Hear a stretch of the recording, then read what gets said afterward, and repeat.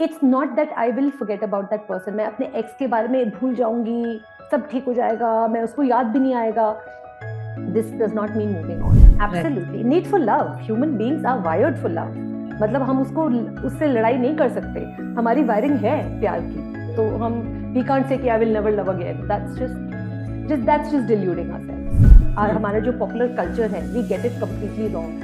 हमको लगता है उस बारे में मत सोचो, अरे खुश हो जाओ, अरे दुखी मत हो, कब तक रोते रहोगे. All this is actually wrong. और suppose we don't end up with that person, we can never stop loving them, and that's okay. That's okay. Of course, it's painful that we can't be with them, but it's okay.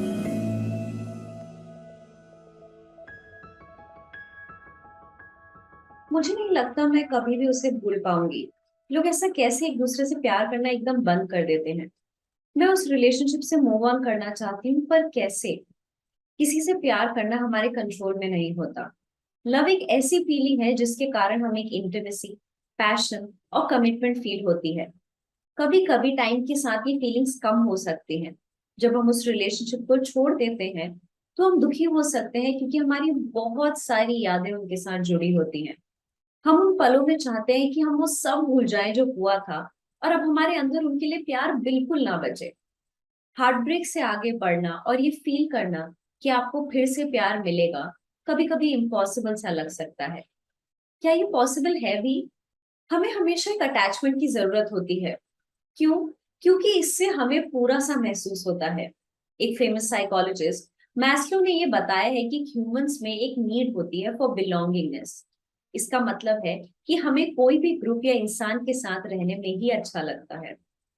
इस वजह से जब breakup होता है और आप अकेले होते हैं, मूव ऑन करना कभी कभी मुश्किल सा लगता है।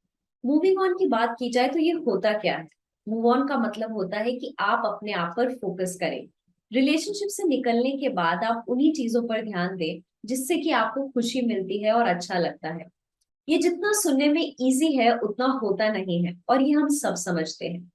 मूविंग ऑन का एक बहुत इंपॉर्टेंट पार्ट है कि जिस रिलेशनशिप को हमने एंड किया है उससे हमें क्लोजर मिले। मतलब हम कोई भी बुरी बातें या मेमोरीज लेकर आगे ना बढ़े। उन सबको पीछे छोड़ना और उस किताब को बंद करना आपके लिए बहुत जरूरी है। ये इसलिए होता है जिससे कि आपका मूविंग ऑन प्रोसेस थोड़ा और आसान हो पाए, और आप वो सीख और समझ पाए कि आपकी क्या गलतियां थी उस रिलेशनशिप में, जिससे नेक्स्ट रिलेशनशिप में आप उन्हें रिपीट ना करें। Hi, I'm Urvashi Bisht, head psychologist at Hay and a practicing psychotherapist with more than 5 years of experience. आज हम इसी टॉपिक के बारे में थोड़ा बेहतर समझने के लिए जुड़ रहे हैं डॉक्टर मेघना सिंगल के साथ। Dr. Meghna is a clinical psychologist and an internationally certified parenting coach. She's a doctorate in clinical psychology from NIMHANS and a postdoc from the University of Queensland. She has been working extensively in the field for more than 15 years now. आप सभी doctor मेघना को therapist mommy के नाम से जानते हैं। आपने यूट्यूब चैनल पे, इंस्टाग्राम पेजेस पे थेरेपिस्ट मॉमी बहुत फ्रीक्वेंटली देखा होगा, उनकी इंटरेस्टिंग वीडियोस एंड काफी सारे post.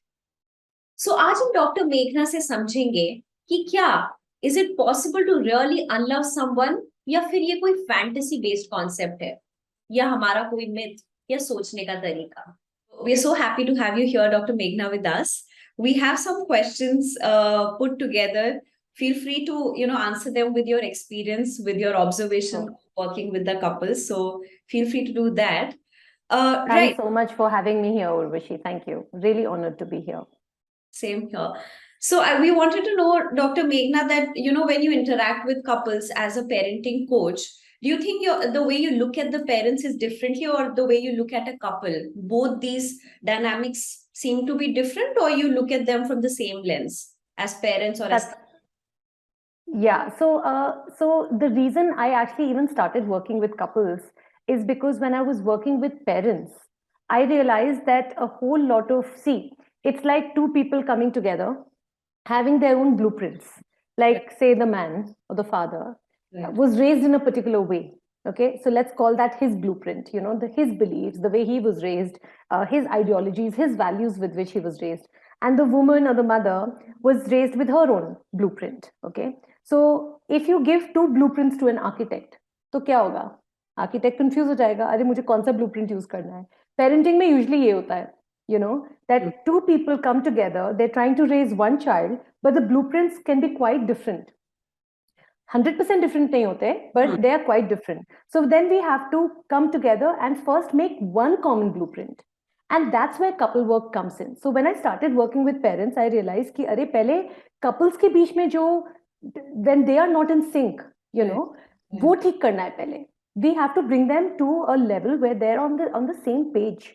And it's obvious they won't not be on the same page because they've had such different upbringings. You know, even though many elements will be common, many elements will be different, and that will impact their parenting. And not just parenting, it impacts many aspects of their relationship. So in fact, I would say parenting work naturally led me into couple work. And when I started working with couples, especially couples who've been just married, couples who were planning to marry, couples who are planning a baby, it makes sense to bring up all these questions then. How will you raise your kids? This is something typically people don't talk about when they're planning to get married. They just ask each other salary, caste, this, that. Values ki to baat karo. So, you know, couple work is a direct offshoot of parenting work, and it's very important to talk about, you know, what are my values and what are my priorities in this relationship and with my kids. I think ये काफी अच्छा context setup कर देता है because you know understanding we look at this very differently. हम parents को अलग तरीके से देखते हैं कपल्स को, but you have given us a way that you know from couples we become a parent and that has to be traced and worked accordingly. So mainly that's the theme that we are trying to cover, that you know in relationships you're talking about कि दोनों का perspective अलग होता है and दोनों का context अलग होता है, the background is different. So similarly जैसे लड़ाई झगड़ा होता है, प्यार होता है, there's going to be breakup also. It's very inevitable in a relationship, especially at the initial stages for some people, or probably before marriage, fortunately or unfortunately if we say. So that's the theme that we are aiming to cover, how to unlove someone, and we have framed some questions accordingly in the same direction. तो जैसे relationship के बारे में हम जब भी बात करते हैं तो बहुत सारे यूजर्स हमसे पूछते हैं कि रिलेशनशिप को एंड कर, जब हमारी रिलेशनशिप खत्म होती है, एंड होती है, ब्रेकअप होता है, हम उससे बहुत अच्छी तरीके से डील कैसे करें, कैसे हम उससे उभर सकते हैं या बाहर आ सकते हैं. What do you think, what's your perspective on this? तो रिलेशनशिप को एंड करना कई बार यू नो इनएविटेबल होता है, तो we can't help but end the relationship. और रिलेशनशिप एंड बहुत रीजंस की वजह से भी होते हैं. हमारी कंट्री में for example you know the first reason is if the couple is in a serious long term relationship, one of the first thing is कि पेरेंट्स नहीं मान रहे because of a different caste, different religion, different region, blah blah blah. So that is usually one of the first reasons. And of course because of incompatibility भी बहुत breakups होते हैं, because you know our goals are not the same, our priority not the same. बहुत couples ये बाद में जाके realize करते हैं. तो कई reasons की वजह से breakup होते हैं, but उनसे deal कैसे किया जाए, अनफॉर्चुनेटली बहुत कम लोगों में यू नो इस तरह की अंडरस्टैंडिंग होती है, बिकॉज ये सब हमें सिखाया नहीं जाता. You know nobody sits and tells us कि बेटा अपने ना डिफिकल्ट इमोशन से ऐसे डील करो. जो हम मूवीज में देखते हैं, Bollywood movies specially, it's quite toxic in many ways. जो हम यू नो बुक्स में पढ़ते हैं, these are not the ways. Let me be very clear कि पहले हम डिस्कस करते हैं क्या तरीके हेल्दी नहीं है ब्रेकअप से डील करने के. ठीक है, अपने आप को टॉर्चर करना, अपने हाथ वगैरह काटना, या फिर बहुत ज्यादा शराब पीना, all of these are unhealthy coping mechanisms. या बहुत दिनों तक यू नो ये डिसाइड करना कि अब मैं यू नो कुछ एक्सट्रीम कर दूंगा, यू नो अब मैं कभी शादी नहीं करूंगा, या फिर मैं उसके पीछे पड़ जाऊंगा, stalking, you know all of this is very unhealthy. Okay, the aim जो हमारा गोल होना चाहिए वो होना चाहिए टू सक्सेसफुली मूव ऑन. अगर आपने डिसाइड कर लिया है कि this relationship is not for you, the aim should be कि मैं इस रिलेशनशिप से मूव ऑन कैसे करूं. एंड मूव ऑन अगर गोल होगा आपका, तो उस ब्रेकअप से डील करना आपके लिए ज्यादा आसान हो जाएगा. Because one of the main reasons जो लोगों को मुश्किल आती है ब्रेकअप से डील करने में इज वो होप रहती है कि दोबारा शायद हो जाए, दोबारा हमारा रिलेशनशिप यू नो ठीक हो जाए, हम रिकंसाइल कर पर. इसलिए कई लोगों को डिफिकल्टी आती है मूविंग ऑन में, और कई लोगों को क्लोजर नहीं मिल पाता, कई रिलेशनशिप्स में क्लोजर नहीं मिल पाता जो वो ढूंढ रहे हैं. क्लोजर का मतलब ये होता है कि सपोज रिलेशनशिप एंड हो गया.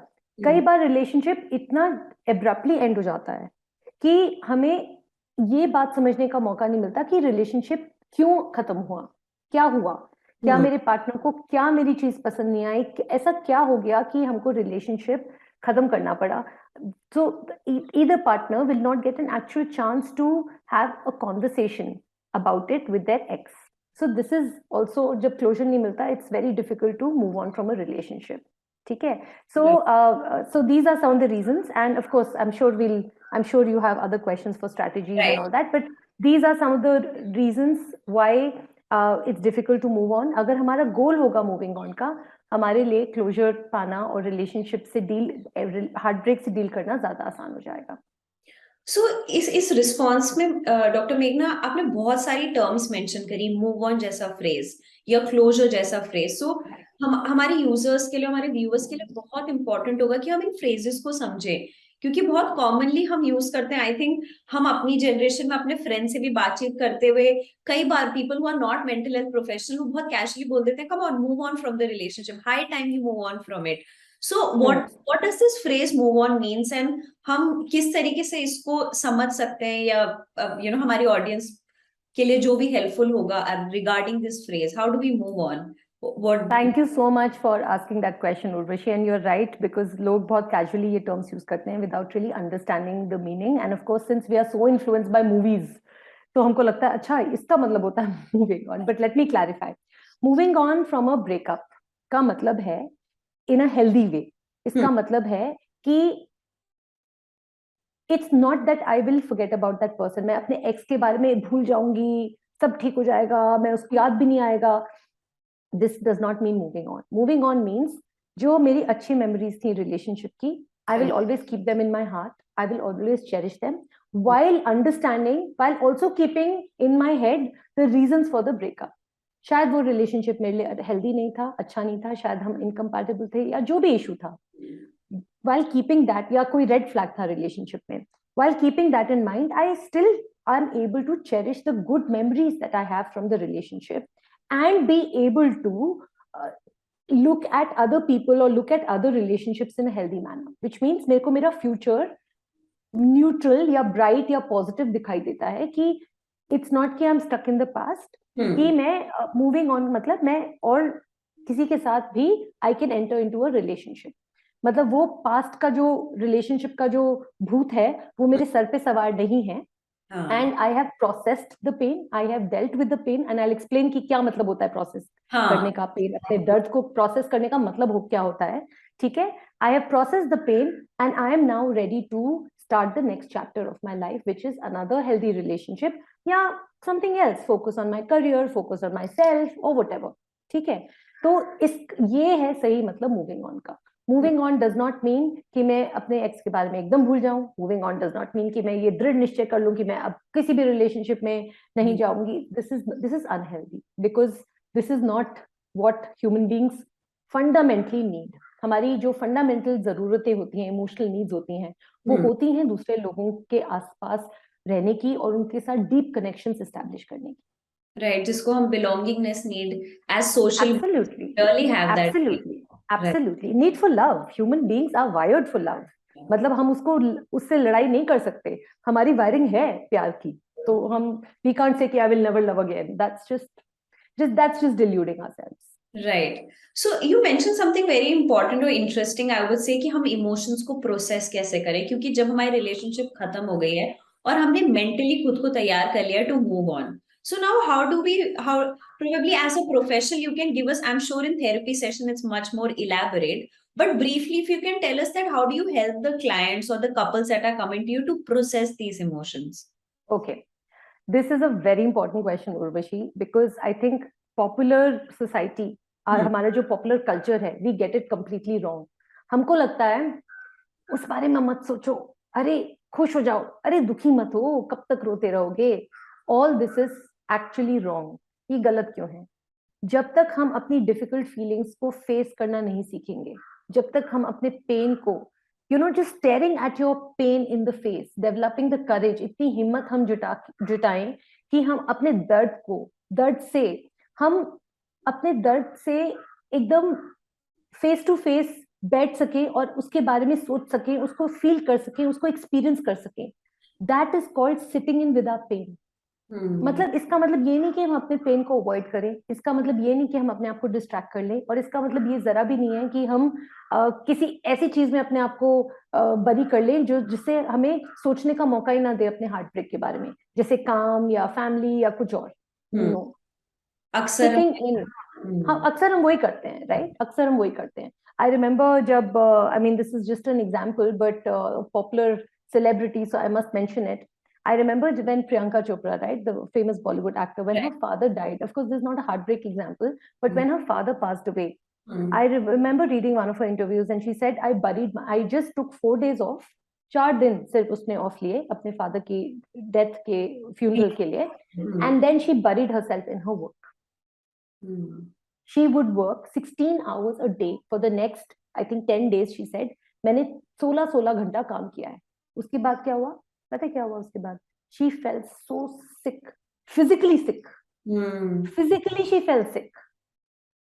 तो यही होगा ना, जब आप अपने दर्द को प्रोसेस नहीं करेंगे, और दर्द को प्रोसेस करने का मतलब ही यही होता है, टाइम लो अपने दर्द को एक्सपीरियंस करने का, फील करने का। हाँ मुश्किल है, ऑफ कोर्स, मैं आपको ये बोल रही हूँ कि दर्द के दरिया में डूब जाओ, ऑफ कोर्स मुश्किल है, लेकिन उसी से हमारा जो पेन है ना, उसकी शार्पनेस कम होती है। जब हमारे को करेज मिलता है ना कि हम अपने पेन को आंख से आंख मिला के देखें, that is the way to healing. अपने पेन को अवॉइड करके हीलिंग नहीं होती है। और कुछ लोग ये भी बोलते हैं, अरे टाइम के साथ सब कुछ ठीक हो जाता है। टाइम के साथ नहीं ठीक होता है। टाइम के साथ इसलिए ठीक नहीं होता है क्योंकि अगर आप अवॉइड करते रहेंगे अपने पेन को, चाहे 10 साल गुजर जाए, आपको वो चीज आपके अंदर रहेगी, और या तो फिजिकल सिम्टम में दिखाई देगी या फिर किसी और चीज में दिखाई देगी, पर दिखाई देगी, क्योंकि हम जो अपने इमोशंस को जैसे स्टफ कर लेते हैं ना अंदर, दैट इज वेरी अनहेल्दी। मैं एक और एग्जांपल देना चाहती हूँ, बहुत फनी सा, हमारे इमोशंस के बारे में, उर्वशी। तो आपके व्यूअर्स ने, I hope, Harry Potter movie देखी है, right? It's one of my favourite movie series. First movie में या बुक में, अगर आपने बुक पढ़ी है, याद है जब डडली के माता पिता को बहुत परेशानी हो रही थी कि हॉगवर्ट्स से बार बार लेटर आ रहे थे हैरी पॉटर के लिए, उसको इनवाइट करने के लिए, राइट? तो याद है डडली के डैडी ने क्या किया था? मतलब पहले तो उसने पूरा घर सील कर दिया, राइट? फिर भी लेटर्स आते रहे, right? Then he packed up his entire family और चलो कहीं दूर ड्राइव करते करते बारिश में कहीं दूर गए, किसी आइलैंड पे पहुंचे, मतलब literally in the middle of the sea, किसी छोटे से शैक में, इतनी ठंड लग रही थी, खाने को ठीक से नहीं था, कपड़े ठीक से नहीं थे, उस शैक में वो रात बिताए, उस शैक में भी लेटर्स आते रहे, and finally of course hatred आ गया। तो इमेजिन कि वो letters are like your emotions. आपके इमोशंस कंटिन्यूअसली इसलिए आ रहे हैं क्योंकि वो आपको मैसेज दे रहे हैं।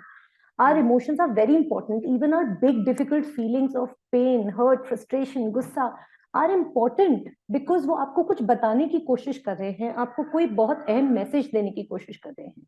वो मैसेज को सुनिए, उसको इम्पोर्टेंस दीजिए, उसको इमोशन को ऑनर करिए, उसको अवॉइड नहीं करिए, क्योंकि अगर आप अवॉइड करेंगे या सप्रेस कर देंगे, सप्रेस करना मतलब उसको नहीं, उसके बारे में नहीं सोचना और कुछ और अपना डिस्ट्रैक्ट करना अपने आप को, वो इमोशन आपकी बॉडी में रहेगा। जब तक आप उसको रिलीज नहीं करेंगे ना, वो आपकी बॉडी में ही रहेगा, और जब तक वो आपकी बॉडी में रहेगा, आपको वो किसी ना किसी तरीके से परेशान करेगा, या तो इमोशनली या फिजिकली या आपके और रिलेशनशिप्स में या आपके काम में या किसी और चीज में। So it is not never a good idea to stuff your feelings inside. इसलिए हम बोलते हैं थेरेपी की इंपॉर्टेंस, मतलब that is why organisations like they are doing such wonderful job, because बात करिए, talk about it, express your feelings in a safe space with a professional, क्योंकि friends तो वही एडवाइस देंगे ना जो उनको पता है, you know, like that, right? So anyway, the whole point of all of this is sitting in with your difficult feelings, facing your pain is the only way to healing. Right. You mentioned something very important here, that a professional can help you process these emotions. I think that's where the role, when your friends and family member, they might support you, but जो processing का जो main agenda होता है, वो एक professional एक सही तरीके से आपको मदद कर सकता है in things like moving on और अंडरस्टैंडिंग और coming in terms with your emotions. और ऐसा क्यों है उर्वशी? ऐसा इसलिए है क्योंकि थेरेपिस्ट का तो पर्सनल कोई एजेंडा ही नहीं है आपके साथ। थेरेपिस्ट को तो फर्क ही नहीं पड़ता कि आप उस इंसान के साथ रहें या उस इंसान के साथ रहें, उसका पर्सनल कोई वो नहीं है, जबकि आपकी फैमिली और फ्रेंड्स का हो सकता है। Right, first. करेक्ट। सेकंड बात ये है कि एज आई सेड, फैमिली और फ्रेंड्स के भी जो परसेप्शंस होते हैं, they are guided by like popular culture, movies, books and all that. तो कई बार इनएविटेबली या अनइंटेंशनली वो लोग ऐसी एडवाइस दे सकते हैं जो एक्चुअली काफी हार्मफुल हो सकती है, ये हमारे लिए हमें ट्रिगर कर राइट? सकती है, हमें और हमें वाला। ट्रिगर कर सकती है। मतलब वेरी वेरी टॉक्सिक मूवीज जब मैं देखती हूँ तो मेरे मतलब रोंगटे खड़े हो जाते हैं। कबीर सिंह जैसी मैं मूवीज देखती हूँ, लाइक क्या तुमने क्या मजाक बना रखा है, प्यार को क्या लेबल दे रहे हो यार, तुम कर क्या रहे हो? मतलब वो उसने मेरी बंदी को छुआ तो मैं उसको मार डालूंगा, अरे यार calm down, this is not love, this right, is right. Really not love. तो हमारा definition of love he screwed up है। तो हम ब्रेकअप के बारे में तो क्या क्या ही बात करेंगे, I think you know? portrayal, very interesting point that you brought up, which is portrayal on social media या मूवी में जिस तरीके, even कैसे उससे मूव ऑन करना है, या कैसे how you react in a breakup, how harmful, how you said कि हम उस पे ज्यादा फोकस करते हैं, what are the unhealthy ways of coping, these are the ways that are highlighted and glorified for that matter and glorified, या on movies and things like that. So something more that you, I think while we were talking और हमारी बातचीत में ये point आया कि closure एक बहुत ही important चीज है relationship में. So how do we get that closure? Is this something that our partner can help us in जब हम relationship को खत्म कर रहे हैं या end कर रहे हैं? Oh yes, your ex, now ex can help in closure. And सबसे बड़ी चीज है for the two partners और ex partners Yeah. कि उनमें इतनी कैपेसिटी हो कि वो मेच्योर ऑनेस्ट कॉन्वर्सेशंस कर पाए इस बारे में, without blaming each other, without criticising each other. हाँ. इसको हम बोलते हैं कॉन्शियस अनकपलिंग. कॉन्शियस अनकपलिंग का मतलब होता है अनकपल, मतलब एक कपल है जो अनकपल हो रहे हैं कॉन्शियसली. कॉन्शियसली मतलब कि हम, our aim is again moving on. Our aim is not कि मैं दूसरे पार्टनर को ब्लेम करूं या तुम्हारी वजह से ऐसा हुआ है या तुमने ऐसा किया है. द एम इज नॉट कि मैं दूसरे पार्टनर को क्रिटिसाइज करूं या उसकी खामियां निकालूं. एम इज कि हम दोनों बातचीत करके ऐसी अंडरस्टैंडिंग में आए, वी बोथ अंडरस्टैंड कि ये relationship was not meant to be, for whatever reason ये रिलेशनशिप हमारे लिए हेल्दी नहीं था या अच्छा नहीं था, and therefore we need to break up and move on. तो वो कॉन्वर्सेशंस या सीरीज ऑफ कॉन्वर्सेशंस को बोलते हैं अनकॉन्शियस कॉन्शियस अनकपलिंग. और ये आप खुद कर सकते हैं अगर आप में इतनी अंडरस्टैंडिंग और मेच्योरिटी है, या एक थेरेपिस्ट के सामने कर सकते हैं. पर ऐसा नहीं होता कि हर किसी का पार्टनर इतना मैच्योर और अंडरस्टैंडिंग नहीं होता है. करेक्ट. कई बार हमें खुद वो क्लोजर क्रिएट करना होता है, हम वो कैसे कर सकते हैं? तो एज आई सेड, कई बार तो इतनी डिफिकल्टी लोगों को आती है रिलेशनशिप से डील, ब्रेकअप से डील करने में, बिकॉज उनको क्लोजर नहीं मिलता, राइट? सो इसलिए one has to do this whole closure and moving on oneself. And one of few of the best ways of doing that is firstly recognise कि it is okay कि मुझे बहुत different तरीके की feelings महसूस होंगी, मुझे, and to accept these feelings कि मुझे ऐसा नहीं सोचना चाहिए कि मुझे ऐसा नहीं लगना चाहिए. इट्स ओके कि अगर आपको गुस्सा भी आ रहा है, इट्स ओके अगर आपको दुख भी हो रहा है, इट्स ओके आप कंफ्यूज्ड हैं, फ्रस्ट्रेटेड हैं, एग्जॉस्टेड हैं, एंड टू रिकॉग्नाइज कि all of these feelings can be very intense. आपको फ्यूचर के बारे में एंजाइटी हो सकती है, all of this is okay. So the first step in coping with a breakup in which आपको खुद ही क्लोजर देना है अपने आप को, इज टू रिकॉग्नाइज कि all of these feelings are okay. I should not run away from these feelings, I should acknowledge them and accept them. और मैं कई बार लोगों को बोलती हूँ, मेरे कई क्लाइंट्स हैं who are going through a breakup. In fact, right now as I speak, there are 2 clients in therapy who are going through a breakup. और उनको मैंने एक स्ट्रैटेजी सिखाई है, it's called heartbreak journal. Okay. Heartbreak journal का मतलब है, again, in both the cases, their partners are not available for these mature conversations. And one of them is in a gay relationship, who's had a breakup with her partner, and one of them is in a heterosexual relationship who's had a breakup with his partner. So उन दोनों को मैंने ये strategy सिखाई है heartbreak journal की, जिसमें basically हम एक डायरी लेते हैं which is like completely private to us, और उस डायरी में हम इस तरह की चीजें लिखते हैं कि जब मेरा रिलेशनशिप था तब मेरी किस तरह की प्रायोरिटीज थी और अब मेरी किस तरह की प्रायोरिटीज हैं. जब मेरा रिलेशनशिप था तब मैं अपना टाइम किस तरह से स्पेंड करना चाहता था और अब मैं किस तरह से करना चाहता हूँ. मेरा नंबर 1 एस्पिरेशन उस वक्त ये था, मेरा नंबर 1 एस्पिरेशन अब ये है. और अपनी प्रायोरिटीज को रैंक करना कि मेरी अभी career, family, spirituality, self discovery, romance, ये health, you know my own, you know my own friends, ये सब की मेरी पहले प्रायोरिटी क्या थी और अब प्रायोरिटी क्या है।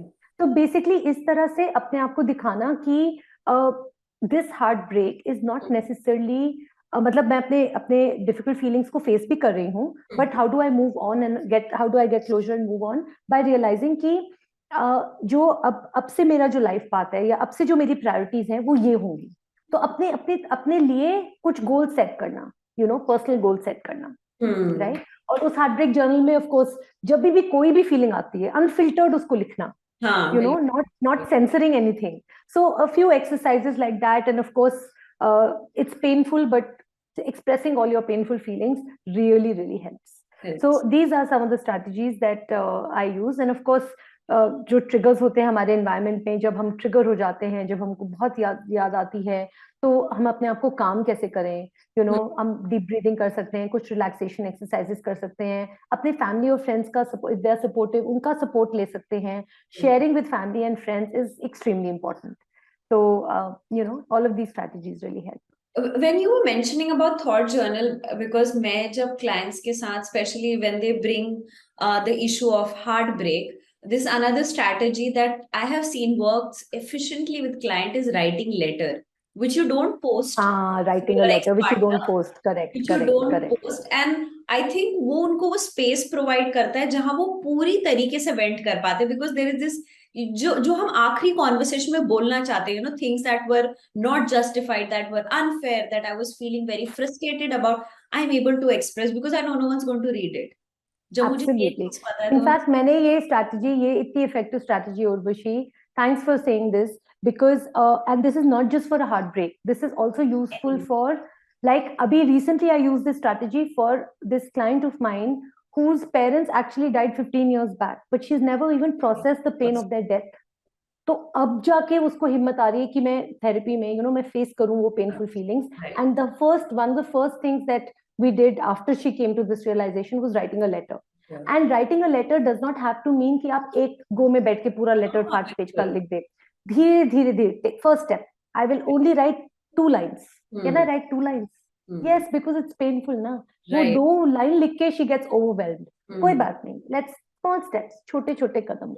The idea is कि I will finish this letter as and when I can. चाहे मुझे 1 महीना भी लग जाए, कोई बात नहीं, बट मैं लिखूंगी धीरे धीरे अपनी पेस पे। जब मैं ओवरवेल्म हो जाती हूँ, I'll take a break and I will sit and relax myself. I'll calm myself down. I'll do anything that makes me feel better. I think इस तरीके की strategic approach a professional can really be helpful in creating for client and whenever such issues come up. So Dr. Meghna, this is, as we talked about कि हमारी theme है कि can you unlove someone? क्योंकि ये phrase काफी confusing हो सकता है कि हमने किसी से एक बार प्यार कर लिया, एंड यू सेड कि हमारा ब्रेकअप के बाद भी जरूरी नहीं है कि हम उस इंसान को भूल जाएं, to close that chapter also, but is it possible, can we unlove someone after loving someone? Is that professionally, technically possible? इसमें थोड़ा सा मेरा पर्सनल ओपिनियन आ जाएगा, so I hope that's okay. So इस क्वेश्चन को आंसर करने से पहले मैं थोड़ा सा बताना चाहूंगी कि जो प्यार है, जो लव है, उसकी डेफिनेशन क्या है, what is the meaning of love. अगर हमारी डेफिनेशन ऑफ लव है कि हम किसी से, रोमांटिक लव की ऑफ कोर्स, कि हम किसी से एक लेवल पे कनेक्ट कर रहे हैं, which is so deeply physical, emotional and spiritual, तो मैं मानती हूं कि वो connection is forever. Okay, so according to me, love कभी खत्म नहीं हो सकता। अगर आपने सच्ची में किसी से प्यार किया है, इस तरह का प्यार कि आपको फिजिकली, इमोशनली और स्पिरिचुअली वो कनेक्शन महसूस हुआ है, राइट, इतनी डीप फीलिंग्स महसूस हुई हैं कि it is not conditional on कि वो मेरे लिए क्या गिफ्ट्स ला रहा है, कंडीशनल ऑन कि उसको मेरी एनिवर्सरी याद है या नहीं, कंडीशनल ऑन कि you know, even conditional on कि हमारी शादी हो पाती है या नहीं, राइट। तो if that love is unconditional and spiritual, तब वो सच्चा प्यार है एंड वो कभी अनलव नहीं हो सकता। तो मेरी ये ओपिनियन है, and this is what I even teach my clients, कि that is the love we should be aiming for actually, ideally.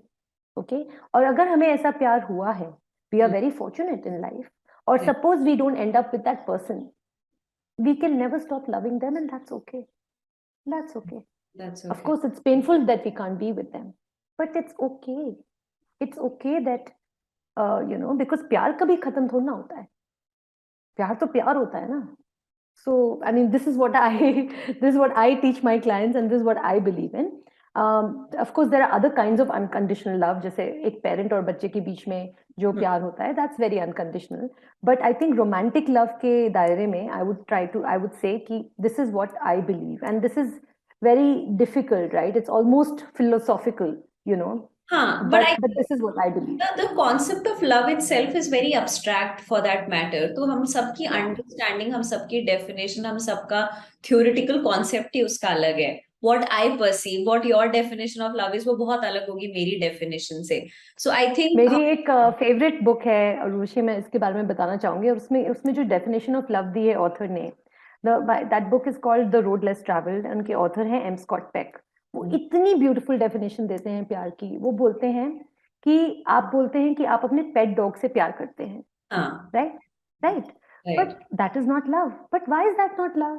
That is not love because असली प्यार में, सच प्यार में, ट्रू लव में क्या होता है कि you are constantly working towards your own personal growth and towards the personal growth of your partner.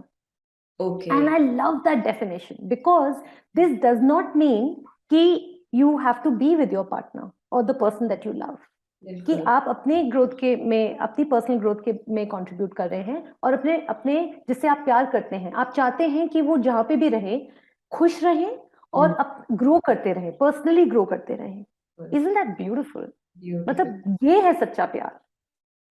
So I really like that definition given by M. Scott Peck, and I go by that definition as well. Absolutely. I think it's a very beautiful note to ask another very last but important question that I want to bring, because बहुत ही हमने खूबसूरत सी बात करी है प्यार के बारे में, उसकी definition के बारे में, कैसे, what is the real meaning of true love. It's very important that after breakup, after unloving someone or whatever conversation that we had, how do we end up believing in loving ourselves? हम खुद से कैसे प्यार करें, because वो बहुत जरूरी है to be able to love another person. हम किसी और रिलेशनशिप में अपने आप को इन्वेस्ट करने से ज्यादा, इमोशनली इन्वेस्ट करने से ज्यादा, बहुत जरूरी है हमारे लिए सीखना कुछ ऐसे टिप्स, स्ट्रैटेजी हमारे व्यूअर्स के लिए, लिसनर्स के लिए, कि हम खुद से पहले कैसे प्यार करें, या ब्रेकअप के बाद खुद से वापस कैसे कनेक्ट करें. I would want to know from you. I think it's a बहुत important question है, बहुत अच्छा question है Urvashi, but this takes us back to something very basic. This takes us back to who I am, मेरी individuality, मेरा वजूद क्या है, क्योंकि unless I am in touch with who I am as a person, I cannot fill my own cup. I cannot work towards my personal growth. I cannot work towards loving myself. अगर आप बोलते हैं love yourself, it's a very common phrase these days, ना, pop psychology, oh love yourself. अरे लेकिन who am I? किसको प्यार करूं मैं?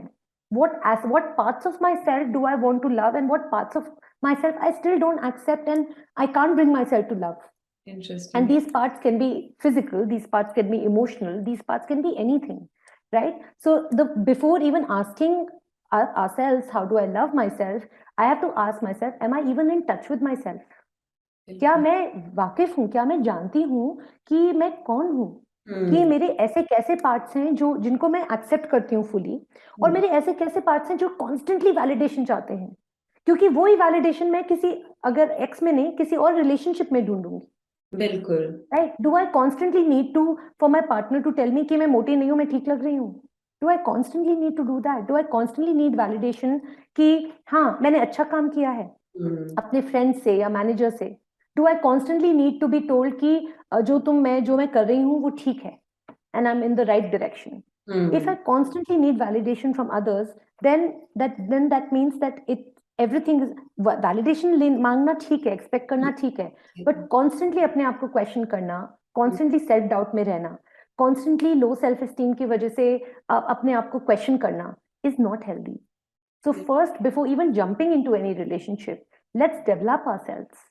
That is why तो बोलते हैं ना पर्सनल ग्रोथ. पर्सनल ग्रोथ का क्या मतलब है? पर्सनल ग्रोथ का यही तो मतलब है कि मैं, और nobody can be perfect, nobody should be perfect.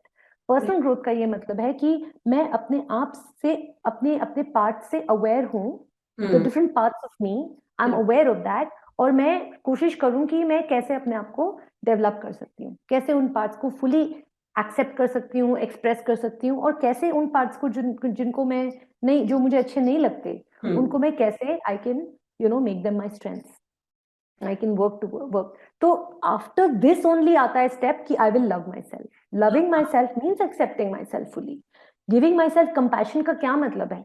मैं अपने उन parts को भी, जैसे for example I'm doing body work these days with a client who is undergoing IVF, और उस लेडी की इतनी ज्यादा ऑलमोस्ट क्रूअल, जिसको बोलते हैं ना, परसेप्शन है अपनी बॉडी के बारे में, मेरा ये अच्छा नहीं है, मेरा वो अच्छा नहीं है, she is almost like in a battle with her own body, and I am like, you how can you bring a life in your own body when you don't even like it? True. Right? So one has to come to a state, and it's a lifelong process, no doubt about that. ये एक दो दिन में नहीं हो जाता है ये, right? It's a lifelong process, but it is very very important कि before I enter into a relationship, I'm aware of my blind spots, I'm aware of my weak areas, my parts which I'm not able to accept, and I work on them. Because otherwise वो एक unhealthy dynamic बन जाएगा मेरे दूसरे relationship में, जहाँ पे मैं सारा वैलिडेशन मांग रही हूँ अपने पार्टनर से, एंड ही और she might not be in a position to give me that I am asking for. Right. So मैं जैसे इसको समझ रही हूँ, इसका मतलब ये है कि खुद से प्यार करने से पहले हमें खुद को जानना और समझना बहुत जरूरी है, तभी हम उस स्टेज पर आ पाएंगे। सो हम जब we have a better understanding अपने सेल्फ कॉन्सेप्ट को लेके, we have a better acceptance about ourself, is the final stage that's going to lead to loving myself. Exactly. In okay. fact, loving myself is the first stage. Then the second stage is loving someone else. It has to start from loving myself. You can't love somebody else if you can't love yourself first. Absolutely. It's as simple as that. Sounds like a beautiful note to conclude our conversation today, Dr. Meghna. Thank you so much for taking our time and sharing this very insightful, a little bit of personal, professional touch to the interview and answering to our questions. Thank you so much for taking our time for this. Thank you so much. I had a lovely time interacting with you. Thank you. Thank you.